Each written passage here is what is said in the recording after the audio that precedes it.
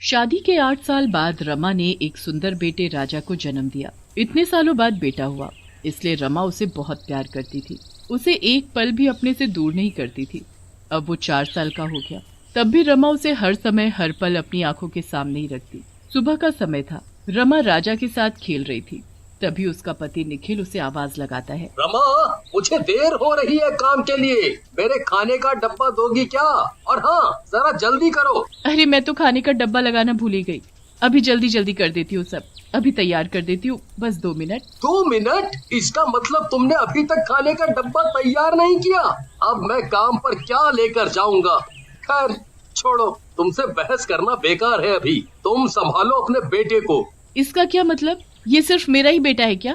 तुम्हारा कुछ नहीं लगता क्या? ये भगवान ने इतने सालों बाद मुझे औलाद की खुशी दी और तुम ऐसे बोल रहे हो। मेरा वो मतलब नहीं था रमा, मैं बस ये बोल रहा हूँ कि बेटे को थोड़ा अपने आप भी खेलने दो और तुम घर की तरफ भी थोड़ा देखो। जब से राजा इस घर में आया है, तब से तुम उसके अलावा किसी और को नहीं देखती।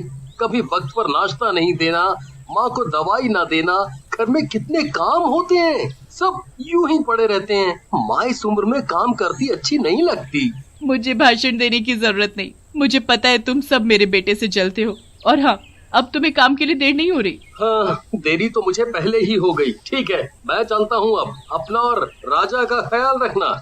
इतना बोलकर निखिल काम के लिए निकल जाता है, पर रमा को निखिल की कही बात बहुत चुभ जाती है, इसलिए वो राजा को छोड़कर घर के काम में लग जाती है। जब तक घर का सारा काम खत्म नहीं हो जाता, तब तक मैं राजा को हाथ नहीं लगाऊंगी। अरे जिसे देखो यही बोलता रहता है कि मैं कुछ ज्यादा ही लाड करती हूँ अपने बेटे को। मैं उसकी माँ हूँ तो भला क्यों ना करूँ। राजा आंगन में खिलौनों से खेल रहा था, तभी वो खेलते खेलते घर से बाहर चला जाता है और सीढ़ी से नीचे गिर जाता है। उसके रोने और चिल्लाने की आवाज सुनते ही रमा सब कुछ छोड़कर बाहर भागती है। राजा, मेरा बच्चा, मैं इसीलिए तुझे अपने से दूर नहीं करती थी कि कहीं तुझे चोट न लग जाए, पर तू कुछ बोलता क्यों नहीं? आंखें खोल राजा, आंखें खोल। तभी वहाँ पड़ोसन शालू आ जाती है। तुम्हारा बेटा तो आंखें ही नहीं खोल रहा रमा, कहीं से कुछ हो तो नहीं गया? ऐसा मत बोलो शालू, मेरे बेटे को कुछ नहीं हो सकता। उठ राजा उठ, तू उठता क्यों नहीं? अब मैं क्या करूं? मैं एक तांत्रिक बाबा को जानती हूँ, तुम उनके पास चली जाओ, वो जरूर तुम्हारे बेटे को ठीक कर देंगे। उन्होंने कई मरे लोगों को जीवन दान दिया है, बहुत ही पहुंचे हुए बाबा हैं वो जरूर तुम्हारे बेटे को ठीक कर देंगे। रमा तुरंत बाबा के पास पहुंचती है। तुम्हारा बेटा अब इस दुनिया में नहीं है, ये मर चुका है। ऐसा मत बोलिए बाबा, मैं बड़ी आस लगा कर आपके पास आई हूँ। मैंने सुना है आप मरे हुए को भी जीवित कर देते हैं, तो आप मेरे राजा को भी जीवित कर दीजिए ना। हाँ, मैं इसे जीवित कर सकता हूँ, पर इसके बदले मुझे क्या मिलेगा? बाबा की इतनी बात सुनते ही रमा घर की तरफ भागती है और अलमारी में रखा सारा पैसा निकाल कर बाबा को दे देती है। बाबा, मैं बहुत गरीब हूँ और मेरे पास बस इतना ही है, जो था मैंने सब आपको दे दिया। अब मेरे बेटे को जीवित कर दीजिए। बाबा कुछ मंत्र पढ़ता है और अपने थैले से भभूत निकालकर राजा के पूरे शरीर पर मल देता है।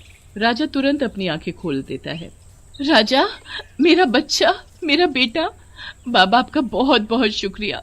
आपने मेरे बेटे के साथ साथ मुझे भी जीवन दान दिया है। वो तो ठीक है, पर मेरी एक बात ध्यान से सुनो। तुम्हारा बेटा अब कोई साधारण बच्चा नहीं है, वो अब बिल्कुल अलग है। मेरा मतलब ये है कि इस बच्चे को घर से बाहर बिल्कुल नहीं निकालना और पानी से दूर रखना। इसके ऊपर कभी भी पानी नहीं पड़ना चाहिए। अगर गलती से पड़ गया तो ये वहीं के वहीं भस्म हो जाएगा, क्योंकि ये अब एक मिट्टी के समान है। रमा बाबा की सारी बात मानती है और अपने बेटे को घर ले जाती है। रमा बेटे को जिंदा देख बहुत खुश थी, पर उसे ये नहीं पता था कि उसका बेटा अब एक शैतान बन चुका है, एक भूतिया बच्चा। घर पहुंचते ही, ये सब क्या है बहू? राजा को इतना गंदा क्यों बना रखा है? इसके अंदर से कितनी बदबू आ रही है। जाओ पहले जाकर इसे नहलाओ, फिर मैं इसके साथ खेलूंगी। नहीं, मैं इसे नहीं नहला सकती, मतलब कि अभी नहलाऊंगी तो बेचारे को कहीं ठंड न लग जाए। अभी तो रमा बात को जैसे तैसे टाल देती है, पर आधी रात को जब सब सोए होते हैं तभी राजा उठ जाता है। उसकी आंखें लाल लाल हो जाती हैं और गुस्से से भरा हुआ वो चुपके से अपनी दादी के पास जाता है और सोती हुई दादी का गला दबाकर उसे मार